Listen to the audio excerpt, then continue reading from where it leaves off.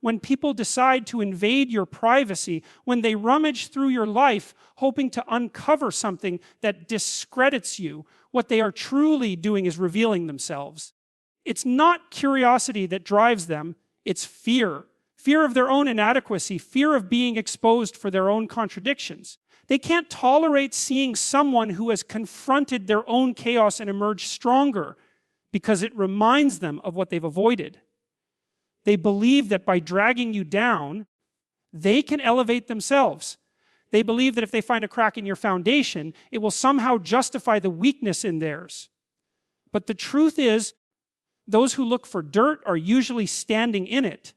When people target your private life, it's not a reflection of your corruption. It's a mirror of their own emptiness. They mistake transparency for vulnerability, not realizing that strength is not the absence of imperfection, but the presence of courage. It's much easier to pick apart someone else's story than to confront your own. The act of prying into another person's life is an admission of powerlessness. It's a confession that they can't build anything meaningful themselves, so they resort to destruction. They hope to find chaos in your past because it distracts them from the chaos in their present. And the irony is that the more they search, the more they uncover the evidence of resilience, the proof that you've already paid the price for your mistakes and emerged sharper, more self-aware, more disciplined. They confuse exposure with victory, not realizing that the only thing they've revealed is the depth of their own insecurity. People who live in fear of being truly known tend to obsess over the secrets of others. They think that by controlling someone's narrative, they can control their own sense of inadequacy. It's a desperate attempt to level the field, to erase the reminder that someone else has found meaning in suffering while they remain buried in denial. They want to find fault in your actions because it gives them permission to avoid responsibility for their own. When they dig through your life, they are not searching for justice, they are searching for distraction.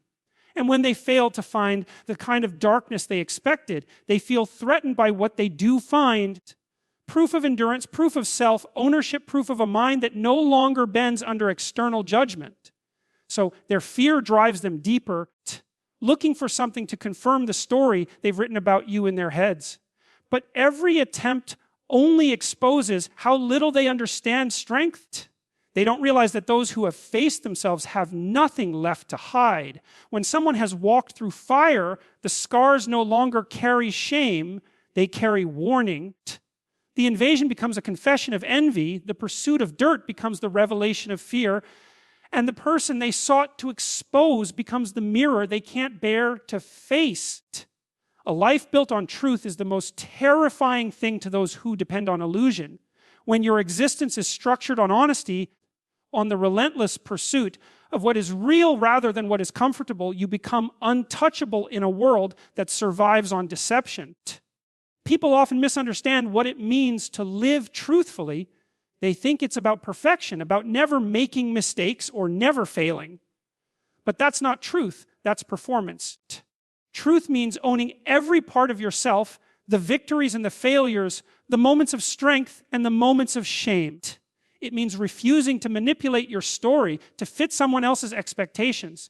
When your life is built that way, no amount of scrutiny can destroy it, because what can they take from you when you've already faced it all yourself? Most people hide behind facades because they are terrified of confrontation, not with others, but with themselves. They construct layers of falsehoods, thinking that if they hide their pain long enough, it will disappear.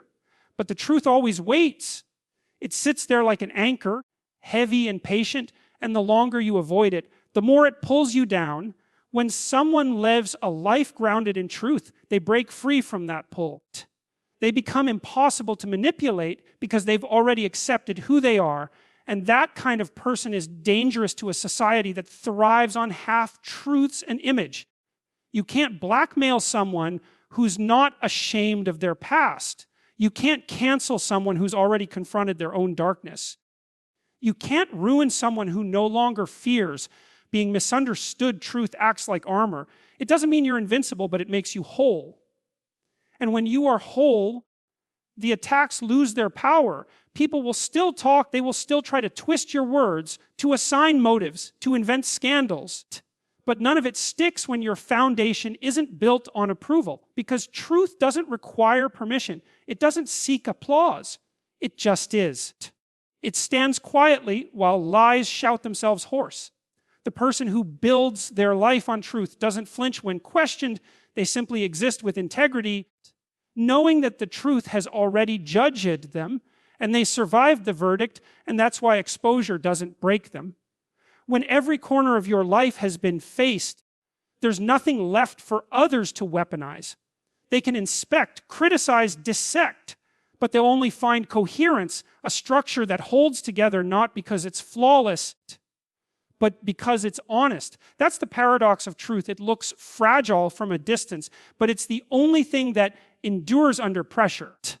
The false always collapses when the light hits it. The true only grows more defined. And those who come to tear it down, to uncover your hidden weaknesses, leave frustrated, because there's nothing left to destroy when a person has built themselves from the ground up on the foundation of what's real. Adversity is the great sculptor of human character. It strips away everything superficial, everything performative, everything comfortable, until only the truth of who you are remains.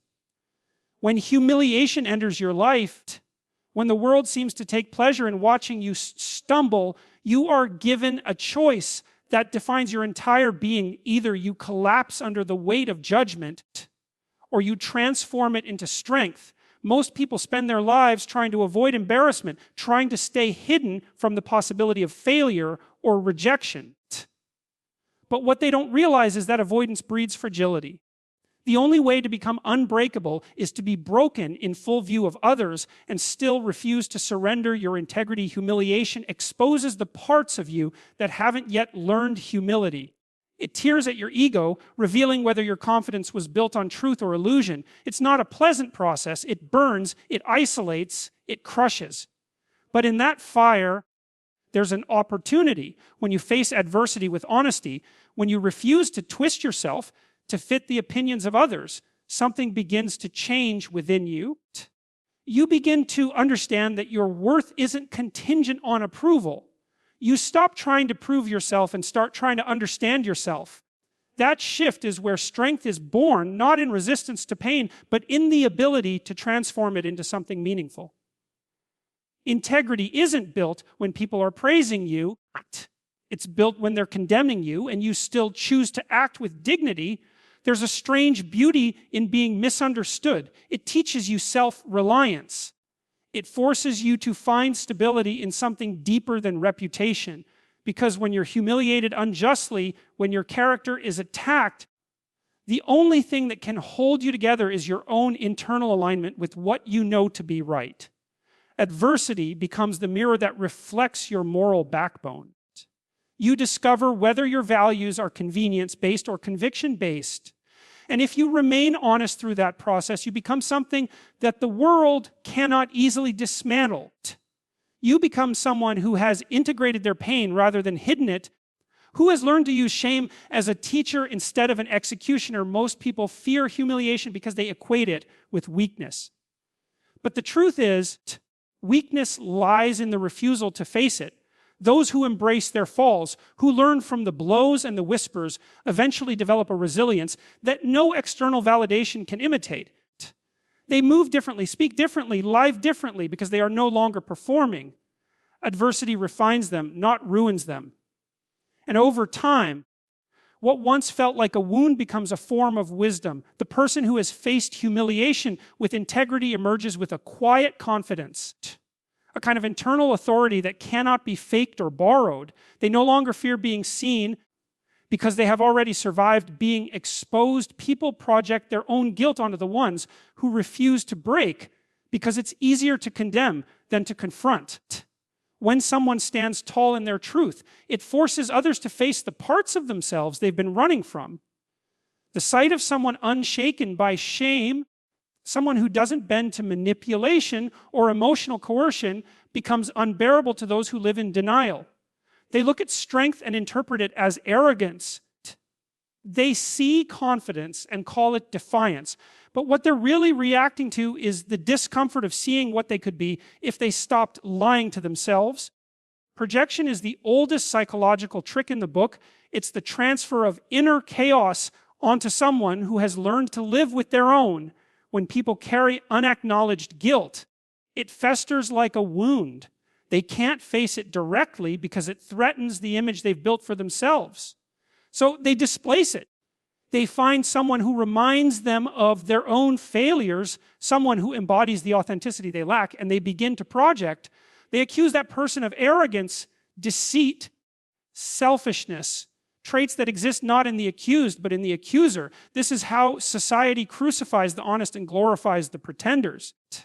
The crowd needs a scapegoat because self-reflection is too painful. The moment someone refuses to play along with the collective illusion, the guilt of the crowd must find a new home.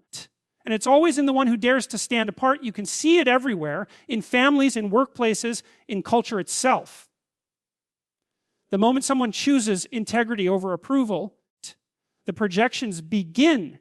People whisper, distort, invent. They try to shrink what they can't control, to smear what they can't understand. Because when you live authentically, your very existence becomes a silent accusation against their dishonesty. It's not what you say that threatens them, it's what you represent. You represent proof that it's possible to live without pretending, and that kind of proof dismantles their excuses. So they cover it with judgment. They build walls of accusation to protect themselves from self-awareness.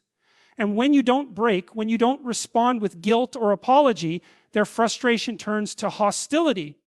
They need you to crumble so they can avoid questioning why they can't stand in the same truth. But guilt is a mirror. It always returns to its source eventually. The more someone projects, the more transparent their motives become.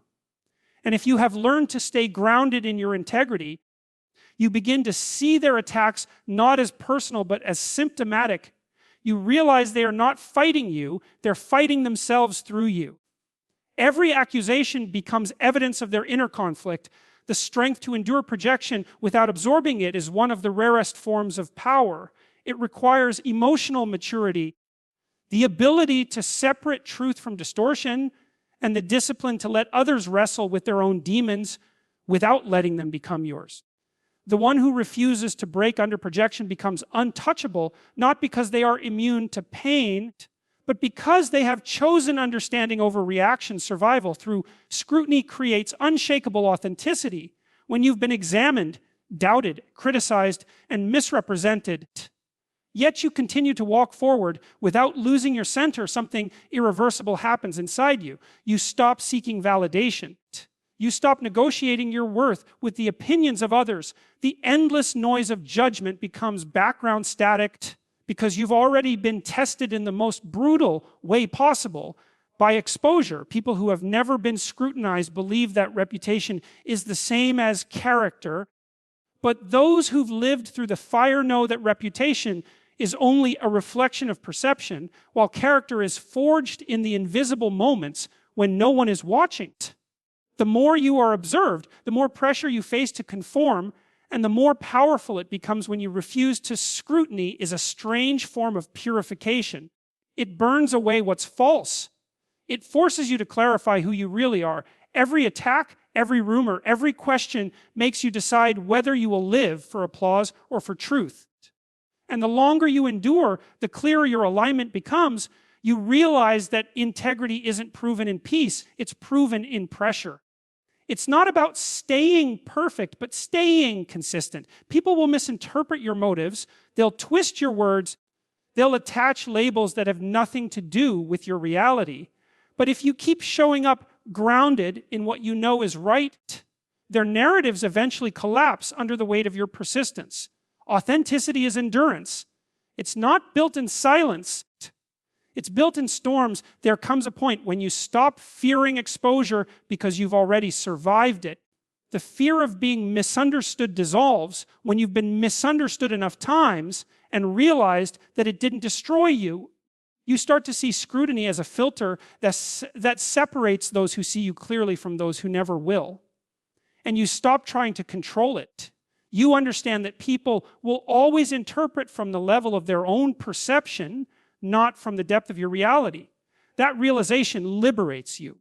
You no longer perform for acceptance, you express for alignment. You become immune to flattery and resistant to slander because neither defines you. You've learned to exist beyond the fragile economy of public approval. What makes authenticity unshakable is not arrogance but surrender.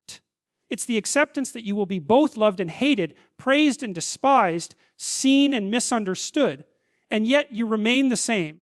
You no longer edit yourself to fit expectations because you know that the cost of conformity is self-betrayal. Survival through scrutiny teaches you that peace isn't found in being liked, it's found in being whole. Every attempt to diminish you becomes a tool that sharpens your awareness. Every doubt cast your way becomes a test of whether your truth is performative or lived. The person who emerges from that process isn't flawless but real. And realness is something that can't be fabricated, bought, or imitated. It's earned through the discipline of remaining honest when dishonesty would have been easier. The real warning label is a message to the world. You can't destroy what's already been rebuilt by chaos. When a person has walked through enough darkness, they stop fearing the shadows. They stop pleading for understanding and start existing with quiet defiance. Every scar becomes a statement, every lesson becomes armor, and every failure becomes a kind of proof that destruction no longer holds power over them. People often mistake resilience for luck, as if those who rise after being broken somehow avoided pain. But they didn't avoid it. They faced it fully, absorbed it, and allowed it to remake them into something unrecognizable to their former selves. That's what chaos does to those who endure it. It strips away everything unnecessary until only the essential remains. When you've been dismantled by life, when your name has been dragged, your motives questioned, and your silence misinterpreted, something changes in how you perceive the world. You stop expecting fairness, and in that acceptance, you find freedom. You stop chasing peace in external approval and begin cultivating it internally in the space where chaos once ruled. The warning label isn't arrogance. It's truth. It's the acknowledgement that the person standing before you has survived storms most people couldn't even name. It's the signal that you are dealing with someone who has nothing left to fear because they've already experienced what fear can do and learned to live beyond it. You can't blackmail someone who's made peace with their past, and you can't intimidate someone who's already faced the worst version of themselves and survived chaos as a brutal teacher, but it's also the most honest one. It doesn't flatter, it doesn't comfort, it doesn't lie. It confronts you with your limitations, your weaknesses, your illusions, and demands that you outgrow them. Those who run from it stay fragile. Those who embrace it evolve. Every time you rebuild yourself after being broken, you create a version of you that is less dependent on circumstance and more rooted in truth.